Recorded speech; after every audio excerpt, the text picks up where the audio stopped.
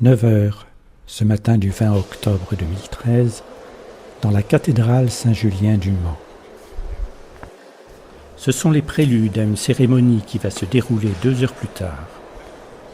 Une grande croix de plus de 2 mètres de haut, du sculpteur orfèvre Gucci, un chef-d'œuvre, sera dévoilée aux fidèles et aux visiteurs dans son geste d'accueil et de paix. Dans l'iconographie chrétienne, nous avons 3 images principalement de Christ. Christ en douleur, Christ pantocrateur et Christ en gloire. Christ roi. Christ roi, pourquoi? Parce qu'il a un rapport avec l'Ancien Testament, c'est très important. D'abord, cet Christ roi, il porte sur sa poitrine un pectoral. Dans l'Ancien Testament, le grand prêtre d'Israël, Aaron, portait la même pectorale, avec 12 pierres précieuses qui présentaient, n'est-ce pas, 12 tribus d'Israël. Comme Jésus-Christ, le Sauveur, est devenu grand prêtre également et le juge suprême, il a hérité cette pectorale. Mais cette fois-ci, ça présente 12 pierres de Jérusalem céleste selon Saint Jean, Apocalypse. Voilà pourquoi cette pectorale, très important.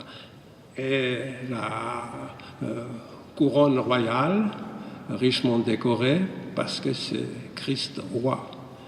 Également la ceinture aussi très importante symboliquement, parce que déjà dans la Bible, la ceinture c'est un signe de mission. Voilà, et ça, il y a plusieurs citations dans la Bible de cette ceinture. Et richement habillé, parce que cette tunique, c'est la tunique d'un roi. Comme matériaux, j'ai choisi divers matières, comme d'abord la croix même, c'est en fer forgé, pavé avec pierre dure, qui s'appelle pierre de Bologne, en couleur rouge brique, aussi qui rappelle le sacrifice de Christ, c'est-à-dire les couleurs. Et également, j'ai utilisé les pierres que je trouvais dans la région des Blois, parce que c'est une matière très très belle, calcaire dur, qui s'appelle pierre de Pontijoux. Et le reste, c'est une vingtaine de variétés de pierres dures. Également l'argent, du bronze argenté et alpha et oméga, vous verrez tout à l'heure. Et la couronne, c'est des cuivres dorés en feuilles d'or.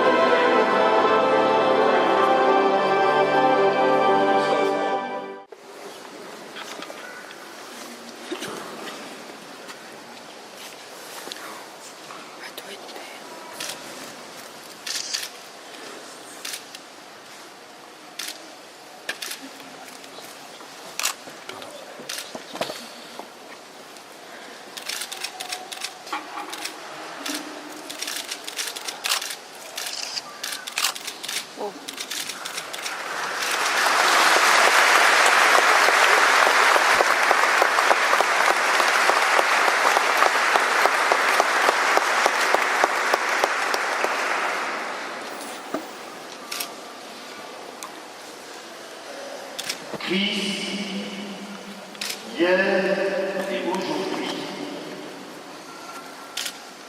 commencement et fin de toute chose,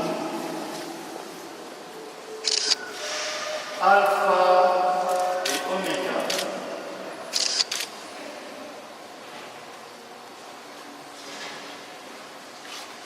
Croix de l'univers. J'invite maintenant les membres du Conseil diocésain pastoral et d'évangélisation, au nom de l'ensemble du diocèse, à venir vénérer cette croix.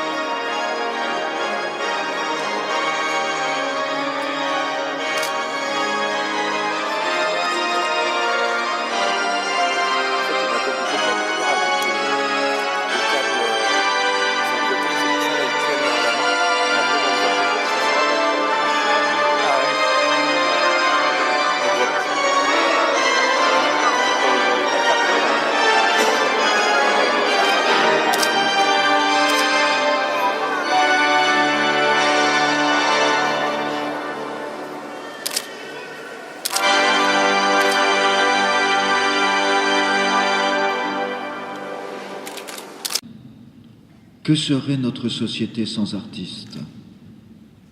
Que serait une ville sans art? Que serait le cœur humain, aveuglé sans doute, s'il n'y avait pas l'artiste sur son chemin? L'artiste qui a cette vocation tout à fait particulière et singulière.